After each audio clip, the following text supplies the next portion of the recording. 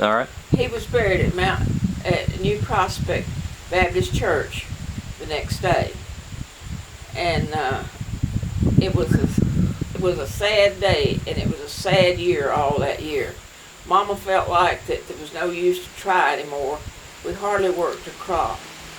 And during Daddy's sickness, Carl had stayed with us for a year or two. And he saw the light on that Saturday night, and he came back, and he stayed with us. And through Daddy's illness and on until the next summer. And then he left and went to his brother at Carthage. But Mama had no desire about doing anything for months. She was just real depressed.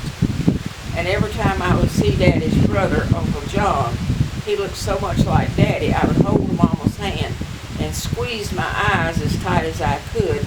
And I'd think that when I opened them, it'd be Daddy, not Uncle John. So anyway, Carl left us in July. And Uncle Flake, Mama's brother, wanted us to hire Buford Goforth. Well, Mama did. She didn't like him, but she hired him. So she put him out to turn in wheatland. She went over there one day to see how he was getting along. And he was skipping every other row and not plowing it. And he was sitting out under the shade tree playing his French harp.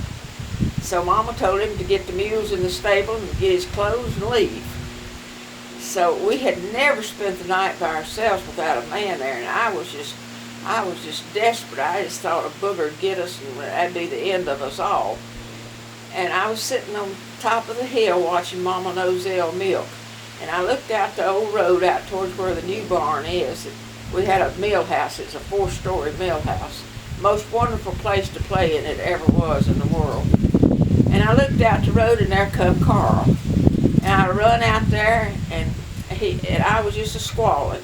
And he says, "Copy, what's wrong?" And I told him what had happened. He said, "You won't have to stay by yourself tonight." He says, "I'll stay with you." He says, "And we'll go to a black church meeting tonight, too." And so I was so happy, I ran back to where the bars was that fastened to the barn and ran into it with my mouth, and that's why my lip turns up. I busted that piece in two that holds your lip down to your gums. But Carl never left no more. And then in November... And what age difference was between you and Aunt Zell? 7? 6 years. Okay. When I should have told that. When she was 6 years old, I was born. Mama said she had everything that she wanted. She had the prettiest girl in the world. And she said she relaxed, and the first thing she knew, she was pregnant, and here I come. And, but anyhow, Carl never did leave us anymore. And in November, Ozelle was just 13. Ozelle turned 13 in January, and she was 13. It was on November the 3rd. We went to York, South Carolina, and Carl and Ozelle got married. And 2 years later, on November the 10th, Max was born. Max Ray Shaver was born. And Mama left me with Ozelle while she went to milk. Carl had gone to corn shucking. And I thought sure she was dying. I had no idea where babies came from. They took me on over to Carl's daddy, and Albert took Carl's mama over to the house while he went after the doctor. And I just thought sure Ozelle was going to die, and I just cried and I cried and I cried. When I went over there, I always slept with Lucille and Irene. But I was crying so until Treva took me to bed with her. She was the oldest girl. And she took me to bed with her and cuddled me that night and told me she'd be all right. And I didn't want to go to school the next day, but Treva said that Mama said I had to go. When I got back home, Carl came in. And Carl says, "Jestene," says, "guess what that doctor brought to our house last night?" I said, "What?" He said, "A little old baby boy." I said, "God, Carl, I'm an aunt." And there was Max.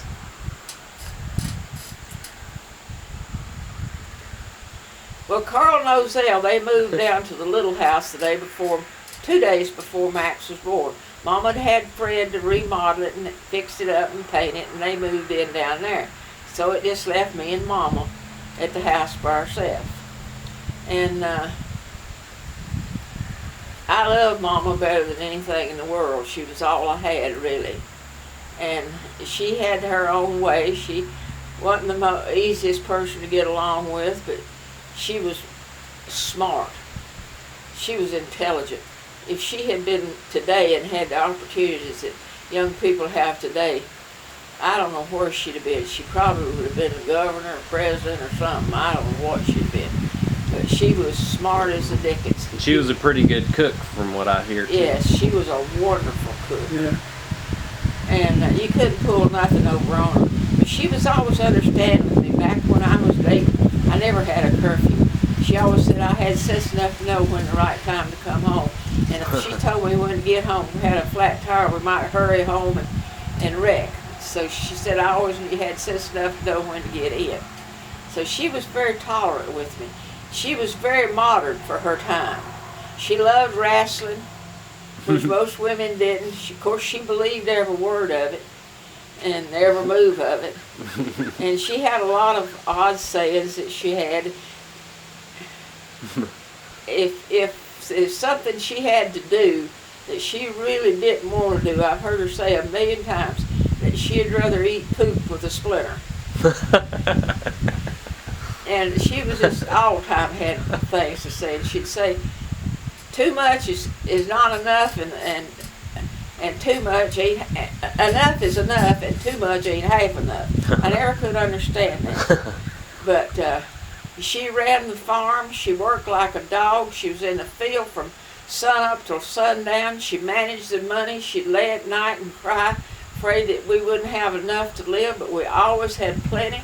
I always had decent clothes. Of course, she made it. She was an excellent seamstress and cooked as nobody in the world ever could cook like she could. And her and Aunt Leah, that was Uncle Flake's wife, they would always cook thrashing dinners together. And it was unreal how those boys, the Williams boys was just something else when they would come. There was 3 of them. There was Marshall and Reese and Earl. And they'd usually eat through at least 2 tables. And the longest day that they lived, they talked about what good cooking that Mama had. And we had a little half-a-gallon ice cream freezer that nobody had an ice cream freezer. We had this little half-a-gallon, this galvanized bucket with the stainless steel can. And the Williams would bring milk and sugar and flavor and whatever they wanted and ice, and they'd come out there and they'd just make 1 half-a-gallon after another and after another and after another till all them boys got filled up. They had a girl, Olive, and they came out there one time, Mama said, when I was 2 years old, and said that Joe, that was their daddy, said that Joe, he just sat in the swing and swung me all night while they was there.